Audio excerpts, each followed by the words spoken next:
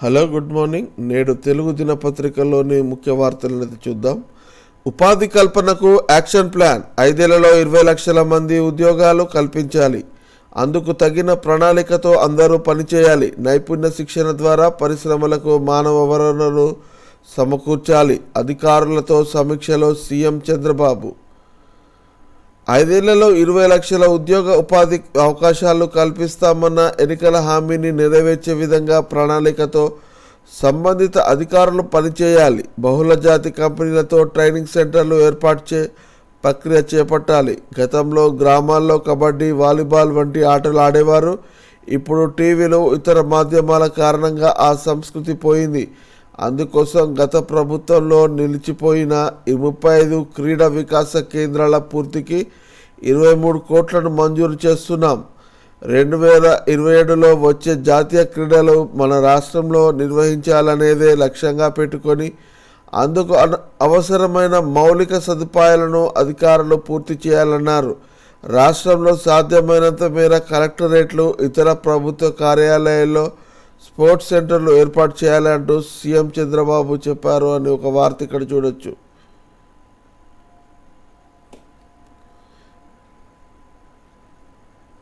ఇక declaration attention. 28న తిరుమలకు వస్తానని జగన్ ప్రకటన. డిక్లరేషన్ కోసం పట్టుబడుతున్న కూటమి నేతలు ఆ తర్వాతే స్వామివారిని దర్శించుకోవాలి అని డిమాండ్. లడ్డూలో కల్తీ నెయ్యి వివాదం వేళ సర్వత్రా ఉత్కంఠ.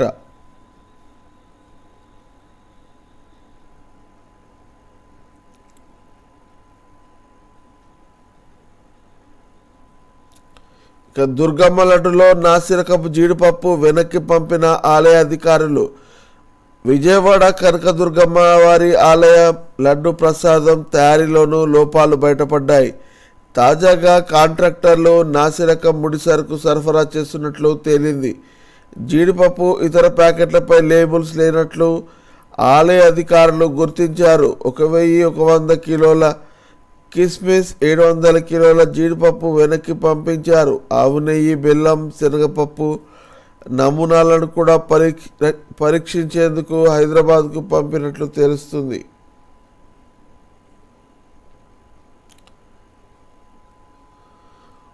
వచ్చే ఏడాది నుంచి గురుకుల డిగ్రీ కాలేజీలు. త్వరలో సింగరాయకొండలో ఐఐటి, నీట్ కోచింగ్ స్టార్లు. మంత్రి డోలా శ్రీ బాల వీరాంజనేయ స్వామి. వచ్చేడాది నుంచి గురుకులాల్లో డిగ్రీ కాలేజ్తో ఏర్పాటు చేయనున్నట్లు మంత్రి డాక్టర్ డోలా శ్రీ బాల వీరాంజనేయ స్వామి తెలిపారు. రాష్ట్రంలో పైలట్ ప్రాజెక్టుగా సింగరాయకొండలో గురుకుల డిగ్రీ కాలేజీ ఏర్పాటు చేయబోతున్నామన్నారు. గురువారం గురుకుల విశ్వవిద్యాలయాల కార్యదర్శి ప్రసన్న వెంకటేష్, ప్రకాశం జిల్లా కలెక్టర్ తమీం అన్సారియాతో కలిసి సింగరాయకొండలో అంబేద్కర్ గురుకుల బాలికల పాఠశాలను ఆయన సందర్శించారు అంటూ ఒక వార్త చూడవచ్చు. ఇక వంగవీటి రాధాకృష్ణకు గుండెపోటు. స్టెంట్ వేసిన డాక్టర్లు ఆందోళన అవసరం లేదని వెల్లడి. టీడీపీ నేత, కాపు నాయకుడు వంగవీటి రాధాకృష్ణ గురువారం తెల్లవారుజామున స్వల్ప గుండెపోటుకు గురయ్యారు. కుటుంబ సభ్యులు ఆయనను హుటాహుటిన ఓ ఆసుపత్రికి తరలించారు. దీంతో డాక్టర్లు రాధాకృష్ణకు యాంజియోగ్రామ్ నిర్వహించి స్టెంట్ వేశారు. ప్రస్తుతం రాధా ఆరోగ్యం నిలకడగా ఉందని, కోలుకోవడానికి కాస్త సమయం పడుతుందని తెలిపారు. ఎలాంటి ఆందోళన చెందాల్సిన అవసరం లేదని ప్రకటించారు. 48 గంటలు వైద్యుల పర్యవేక్షణలో ఉండాలని సూచించారు. కాగా వంగవీటి రాధ గుండెపోటుకు గురయ్యారన్న వార్త తెలుసుకొని అభిమానులు ఆసుపత్రి వద్దకు తరలి వెళ్లారు అంటూ ఒక వార్త చూడవచ్చు. ఇక జనసేనలో చేరిన వైసీపీ నేతలు బాలినేని, సామినేని, కిలారి చేరిక. కండువాలు కప్పిన పవన్ కళ్యాణ్.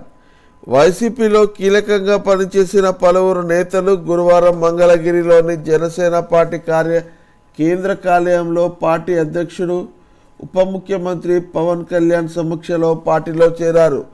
ప్రకాశం జిల్లా వైసీపీ నేత, మాజీ మంత్రి బాలినేని శ్రీనివాసరెడ్డి, ప్రభుత్వ మాజీ విప్ జగ్గయ్యపేట మాజీ ఎమ్మెల్యే సామినేని ఉదయభాను, పొన్నూరు మాజీ ఎమ్మెల్యే కిలారి రోసయ్య, విజయనగరం జిల్లాకు చెందిన వైసీపీ యువజన విభాగం అదనపు విక్రమ్, ఉమ్మడి విజయనగరం జిల్లా DCMAY చైర్పర్సన్ అవనపు భావన పార్టీలో చేరారు అంటూ ఒక వార్త ఇక్కడ చూడొచ్చు. ఇక ప్రతి జిల్లాకు సైబర్ క్రైమ్ పోలీస్ స్టేషన్లు, జత్వాని కేసులో ఎవరిని వదిలేది లేదు. హోంమంత్రి వంగపూడి అనిత ప్రతి జిల్లాకు సైబర్ క్రైమ్ పోలీస్ స్టేషన్ ఏర్పాటు చేస్తామని హోంమంత్రి వంగలపూడి అనిత తెలిపారు. మానవ అక్రమ రవాణాను అరికట్టడమే లక్ష్యంగా కఠిన చట్టాలు అమలు చేస్తున్నట్లు చెప్పారు. విజయవాడలో మానవ అక్రమ రవాణా, సైబర్ నేరాలు అరికట్టేందుకు మేధావులతో జరిగిన జాతీయ సదస్సు అనంతరం ఆమె మీడియాతో మాట్లాడారు అంటూ ఒక వార్తను ఇక్కడ చూడొచ్చు. ఇక దళారులను నమ్మి మోసపోవద్దు. KGBVలో పారదర్శకంగా పోస్టుల భర్తీ, సమగ్ర శిక్ష SPD శ్రీనివాసరావు. పాఠశాల విద్యాశాఖ సమగ్ర శిక్ష ఆధ్వర్యంలో నిర్వహించబడుతున్న కస్తూర్బా గాంధీ బాలిక విద్యాలయాల్లో 507 బోధన సిబ్బందిని ఒప్పంద ప్రాతిపదికన, 97 బోధనేతర సిబ్బందిని పొరుగు సేవల ప్రాతిపదికన 1 సంవత్సర కాలానికి గాను నియామకం కోసం పత్రికా ప్రకటన జారీ చేశారు. ఈ నేపథ్యంలో నిరుద్యోగ ఉద్యోగాలు ఇప్పిస్తామని ఎరచూపి దళారులు పైరవీలు చేస్తున్నట్లు వార్తలు వస్తున్నాయని రాష్ట్ర పథక సంచాలకులు B శ్రీనివాసరావు పేర్కొన్నారు. 1,00,000 నుండి 5 లక్షలు చెల్లిస్తే పోస్ట్ గ్యారంటీ అని చెబుతున్నట్లు మా కార్యాలయం దృష్టికి వచ్చిందన్నారు. ఈ సందర్భంగా నియామక ప్రక్రియ పూర్తిగా పారదర్శకంగా నిర్వహించడానికి ప్రభుత్వం ఆదేశాలు ఇవ్వడం జరిగిందన్నారు. ఈ నియామక ప్రక్రియ పూర్తిగా ఆయా జిల్లా కలెక్టర్ ఆధ్వర్యంలో మెరిట్ ఆధారంగా చేపట్టడం జరుగుతుంది అంటూ తెలిపారు.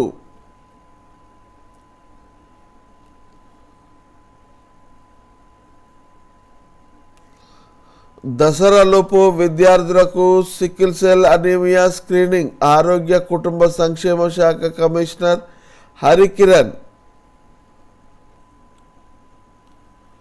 సచివాలయ ఉద్యోగుల సంఘానికి నోటీసులు, సంఘం నుంచి తప్పుకుంటున్నట్లు కార్యదర్శి కృష్ణ ప్రకటన. ఏపీ సచివాలయ ఉద్యోగుల సంఘానికి రాష్ట్ర ప్రభుత్వం నోటీసులు ఇచ్చింది. ఎన్నికల కోడ్ ఉల్లంఘనలపై సాధారణ పరిపాలన శాఖ షోకాజ్ నోటీసులు జారీ చేసింది. ఏపీ సచివాలయ సంఘం గుర్తింపు ఎందుకు రద్దు చేయకూడదో తెలపాలని అందులో పేర్కొంది. ప్రభుత్వ ఉద్యోగాలుగా ఉంటూ ఎన్నికల ప్రచారంలో పాల్గొనడంపై వివరణ కోరింది. సంఘం అధ్యక్షుడు వెంకట్రామిరెడ్డి ఆధ్వర్యం అందుబాటులో లేకపోవడంతో అప్సా తరపున కార్యదర్శి కృష్ణ, ఇతర ఆఫీసర్ బేరర్లు సమాధానం ఇచ్చారు. వ్యక్తిగత హోదాలోనే వెంకట్రామిరెడ్డి ఎన్నికల ప్రచారంలో పాల్గొన్నట్లు ప్రభుత్వానికి వారు వివరణ ఇచ్చారు అంటూ ఒక వాతావరణం మనకు కనబడుతుంది. చెవిరెడ్డి ఎక్కడ? తిరుమలపై ఇంత వివాదం జరుగుతున్న మౌనం.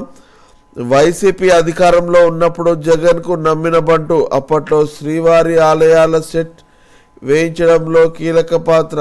రేపు జగన్తో పాటు తిరుమలకు వస్తారా?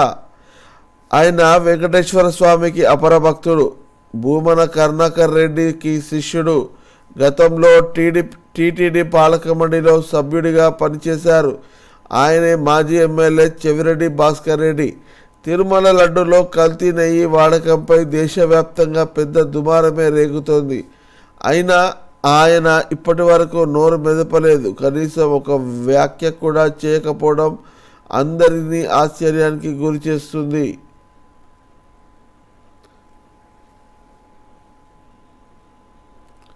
ఖబర్దార్ పేర్ని దిష్టిబొమ్మను దానం చేసిన జన సైనికులు. పెనుమలూరులో ఉద్రిక్తత, మచిలీపట్నంలో ఇల్లు ముట్టడి. కృష్ణా జిల్లా పెనుమలూరులో ఉద్రిక్తత చోటు చేసుకుంది. ఒక్కసారిగా జనసేన నేతలు ఆందోళనలకు దిగారు. రోడ్డుపైకి వచ్చి మాజీ మంత్రి పేర్ని నాని దిష్టిబొమ్మను దహనం చేశారు. తిరుమల లడ్డు వ్యవహారంలో డిప్యూటీ సీఎం పవన్పై పేర్ని నాని చేసిన వ్యాఖ్యలను తీవ్రంగా వ్యతిరేకించారు. అధికారం పోయిన పేర్ని నాని పొగరుగా మాట్లాడుతున్నారని మండిపడ్డారు అంటూ ఒక వార్త ఇక్కడ చూడవచ్చు.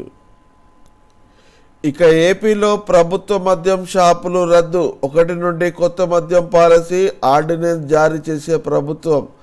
ఏపీలో ప్రభుత్వ మద్యం షాపులు రద్దు చేస్తూ రాష్ట్ర ప్రభుత్వం గురువారం ఆర్డినెన్స్ జారీ చేసింది.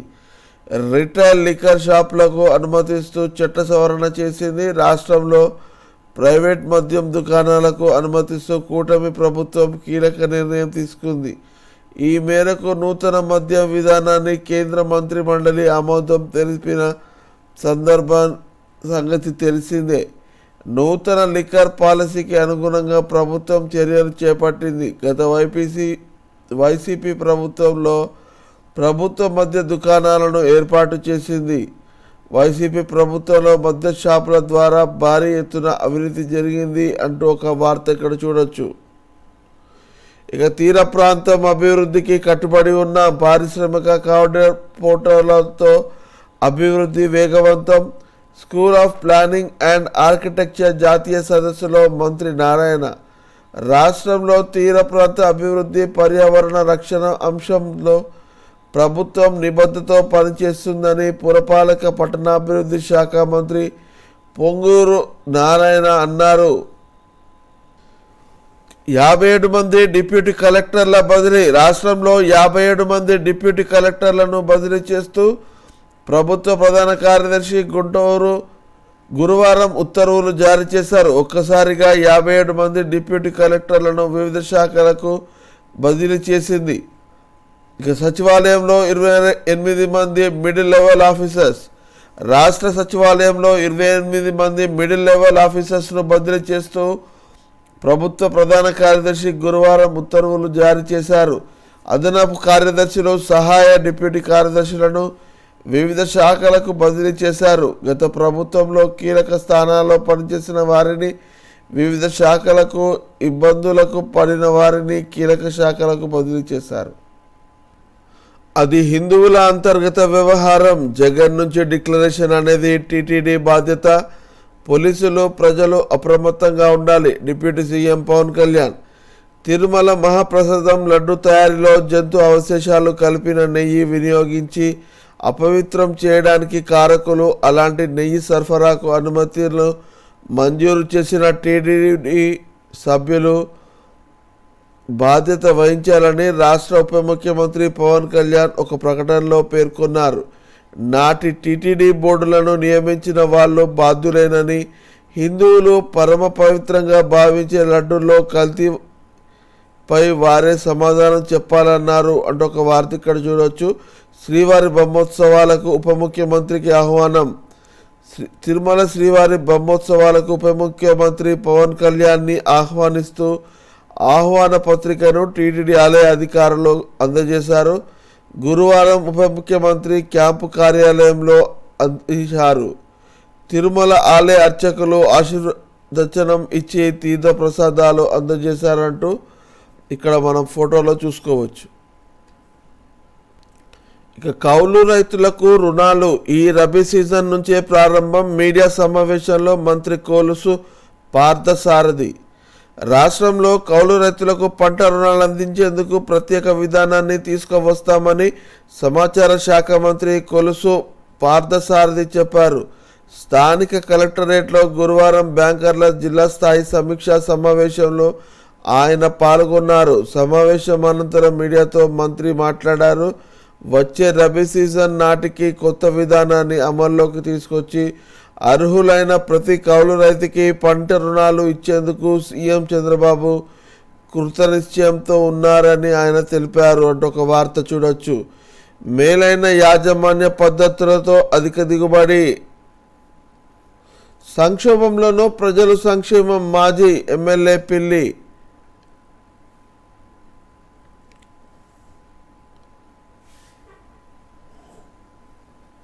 ఇక త్వరలోనే మహిళలకు ఉచిత ప్రయాణం అంటూ ఒక వార్త ఇక్కడ చూడొచ్చు. పెద్దాపురం ఎమ్మెల్యే నిమ్మకాయల చినరాజప్ప.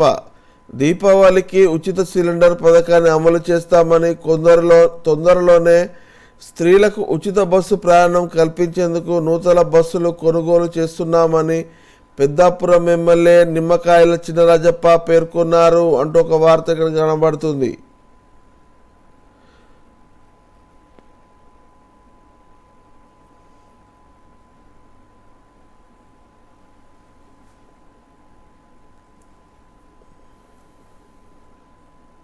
ఇక మరణిస్తూ మరో 2 జీవితాలకు వెలుగులు, అవయవ దానం చేసిన బ్రెయిన్ డెడ్ అయిన సంతోష్ బంధువులు అంటూ ఒక వార్త చూడొచ్చు.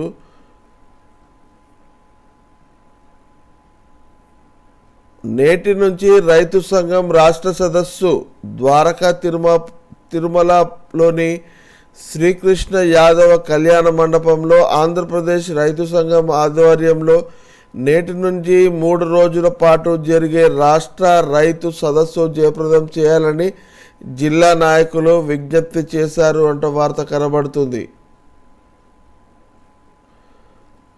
ప్రతి క్లాస్కు ఒక టీచర్ విధానం వచ్చే ఏడాది నుండి అమలు. తొలుత ప్రభుత్వ స్కూళ్లలో కనీస మౌలిక సదుపాయాలు కల్పిస్తాం.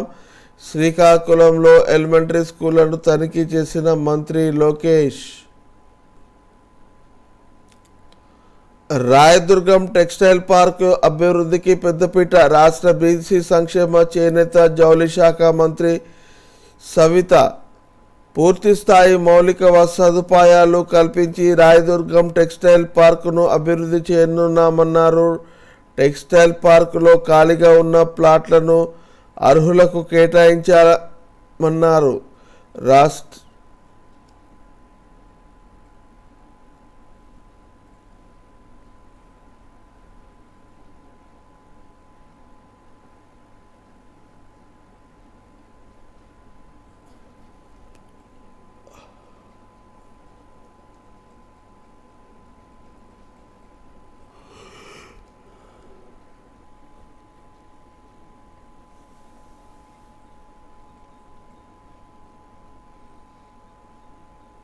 క్లీన్ స్వీప్ టెస్ట్ సిరీస్లో వైట్ వాష్పై రోహిత్ సేన కన్ను. బంగ్లాదేశ్తో నేటి నుండి 2వ టెస్ట్ షురూ.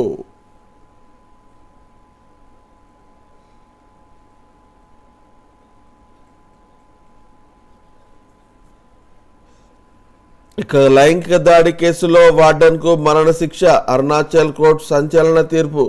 21 మంది విద్యార్థులపై నేరస్తుడిగా అఘాయిత్యం. 2014-22 మధ్య కాలంలో అప్పటి హెడ్ మాస్టర్ టీచర్కు 20 ఏళ్ల జైలు శిక్ష. 3 పరం రుద్ర సూపర్ కంప్యూటర్లు విడుదల చేసిన ప్రధాని మోడీ. జాతీయ సూపర్ కంప్యూటింగ్ మిషన్తో భాగంగా ₹130 కోట్లతో తయారీ. శాస్త్ర సాంకేతిక విభాగంలో భారత్ మరో ముందడుగు వేసింది. కేంద్ర ప్రభుత్వం జాతీయ సూపర్ కంప్యూటింగ్ మిషన్లో భాగంగా అభివృద్ధి చేసిన 3 పరం రుద్ర సూపర్ కంప్యూటర్లను ప్రధానమంత్రి నరేంద్ర మోడీ గురువారం వర్చువల్గా ప్రారంభించారు. 130 కోట్ల వ్యయంతో అభివృద్ధి చేసిన ఈ 3 సూపర్ కంప్యూటర్లు పూణే, కోల్కతా, ఢిల్లీ కేంద్రంగా పనిచేస్తున్న పలు పరిశోధన సంస్థలు వినియోగించుకున్నాయి. ఈ కార్యక్రమం సందర్భంగా ప్రధాని మోడీ మాట్లాడుతూ టెక్నాలజీ, కంప్యూటింగ్ పరిజ్ఞానంపై ఆధారపడిన రంగం అంటూ ప్రస్తుత తరంలో లేదన్నారు. సాంకేతిక విప్లవం రెక్కలు తొడిగిన ప్రస్తుత యుగంలో మన వాటా బిట్స్, బైట్స్కు పరిమితం కావద్దు. అది టెరాబైట్స్, పెటాబైట్స్ స్థాయిలో ఉండాలి అంటూ ఆయన చెప్పారని ఒక వార్త ఇక్కడ చూడొచ్చు. ఇక ఉపాధి రంగాన్ని మోడీ క్రమ పద్ధతిలో అంతం చేశారు. కాంగ్రెస్ ఎంపీ రాహుల్ గాంధీ దేశంలో ఉపాధి రంగాన్ని ప్రధాని నరేంద్ర మోడీ ఒక క్రమ పద్ధతిలో అంతం చేశారని లోక్సభ పక్ష నేత కాంగ్రెస్ ఎంపీ రాహుల్ గాంధీ ఆరోపించారు. హర్యానాలోని అస్సాంలో గురువారం జరిగిన ఎన్నికల ర్యాలీలో ఆయన ప్రసంగించారు. బీజేపీ ప్రభుత్వం హర్యానాను నాశనం చేసింది అని విమర్శించారు అంటూ వార్త చూడొచ్చు. ఇక నరేంద్ర మోడీ చాలా పవర్ఫుల్, దేవుడైతే కాడు. ఢిల్లీ అసెంబ్లీలో మాజీ సీఎం అరవింద్ కేజ్రీవాల్ ప్రధానమంత్రి నరేంద్ర మోడీపై ఆప్ అధినేత ఢిల్లీ మాజీ సీఎం అరవింద్ కేజ్రీవాల్ కీలక వ్యాఖ్య చేశారు. ప్రధాని మోడీ చాలా పవర్ఫుల్ అని నేను నిత్యం చెబుతుంటాను. ఎందుకంటే ఆయన వద్ద చాలా వనరులు ఉంటాయి. అంత మాత్రాన మోడీ ఏం దేవుడు కాడు. దేవుడు మాతోనే ఉన్నాడు. న్యాయాన్ని కాపాడేందుకు సుప్రీంకోర్టుకు థ్యాంక్స్ చెప్తున్నానంటూ కేజ్రీవాల్ పేర్కొన్నాడు అంటూ వార్త చూడొచ్చు. సిబిఐకి కర్ణాటక రెడ్ సిగ్నల్. రాష్ట్రంలో కేసుల విచారణకు అనుమతిని ఉపసంహరించుకున్న కాంగ్రెస్ సర్కార్. ఇక కొనసాగుతున్న రికార్డు లాభాలు. 86,000కు చేరువలో సెన్సెక్స్. పసిడి ఎట్ 78,000. చరిత్రలో తొలిసారిగా భారీగా పెరిగిన ధరలు. కిలో వెండి 1,01,000 రూపాయలు.